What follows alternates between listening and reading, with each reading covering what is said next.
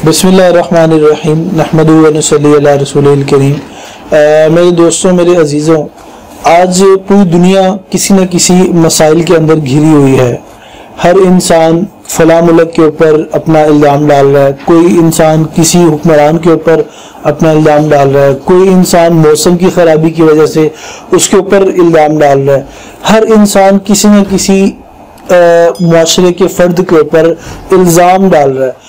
तो मैं ये समझता हूँ कि देखो, इल्ज़ाम डालने से बजाय अगर हम इस चीज़ के ऊपर फोकस करें कि क्या मैं अपना पैदा होने का मकसद अपना पूरा कर रहा हूँ या नहीं कर रहा। मैं आपको छोटा सी एक वाक़या आपके सामने अर्ज पेश करूँगा कि एक उस्ताद और एक शागिर्द था, उनके आपस में मुकालमा हुआ। वो क्या हुआ कि उस्ताद ने कहा कि बेटा, ये जो पाकिस्तान, ये जो पूरी दुनिया का नक्शा है, उसने फाड़ के उस नौजवान के सामने रखा और उससे कहा कि इसको दोबारा जोड़ो।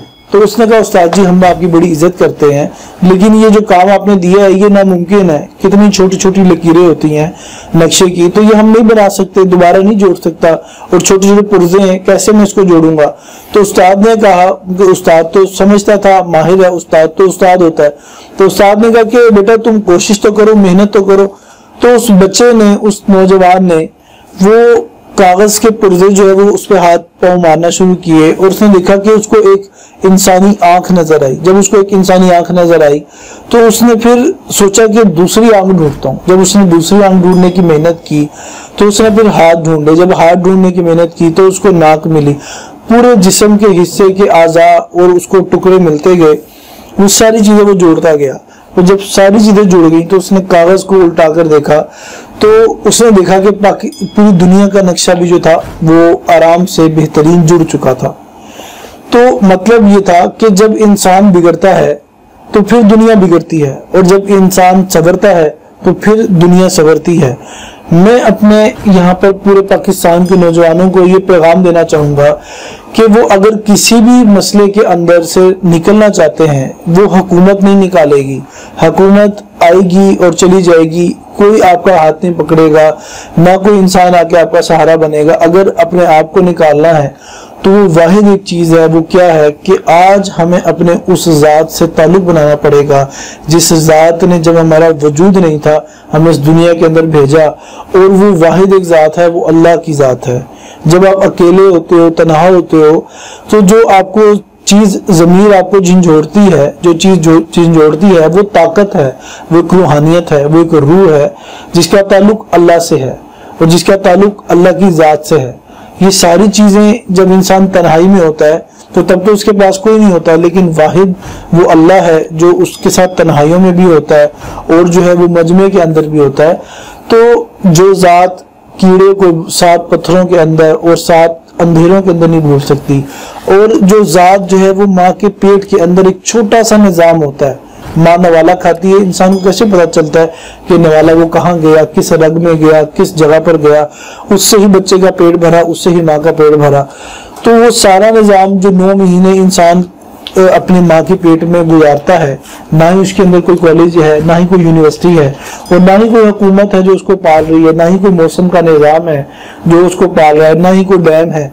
वो सिर्फ अल्लाह की ज़ात है जिस रब ने 9 माँ के पेट में इंसान को पाल के दिखाया, इस छोटे से इंसान को। तो क्या वो रब इस 6 फुट के इंसान को दुनिया में नहीं पाल सकता? उसी बुनियाद पे हमने अल्लाह को नाराज भी किया, फराइज को भी तोड़ा। सबसे बुनियादी चीज पूरी दुनिया के अंदर जो बेगार है वो सही होगा हमारी तौबा से, और जो तौबा करता है, अल्लाह रब्बुल इज्जत फरमाते हैं कि मैं उसकी तरफ नहीं देखता, बल्कि मैं उसके पास चलकर खुद आता हूँ, उसके पास चलकर आता हूँ, उसका इस्तकबाल करता हूँ, उसको पूरा प्रोटोकॉल देता हूँ। और जब अल्लाह प्रोटोकॉल देने पे आए तो फिर दुनिया की कौन सी ऐसी ताकत है जो उसको रद्द कर सकती है या उसको गिरा सकती है। जब इंसान अल्लाह को अपने आप को अल्लाह पे छोड़ देता है, जब इंसान अल्लाह पे अपने आप को छोड़ देता है, तो जो आंख देखती है अल्लाह कहता है मैं इसकी आंख तोड़ दूंगा। जो हाथ उस पे उठते हैं अल्लाह कहता है मैं उसके हाथ तोड़ दूंगा। जो पाँव कदम उस इंसान पे बढ़ते हैं अल्लाह उसके पाँव तोड़ देता है। क्यों? जब आपने अल्लाह अपने आप को अल्लाह के दीन की खातिर मिटा दिया और लगा दिया, तो जब आप किसी दुनिया के इंसान के लिए मेहनत करते हो तो वो आपको कितना कुछ नवाजता है, कितना देता है।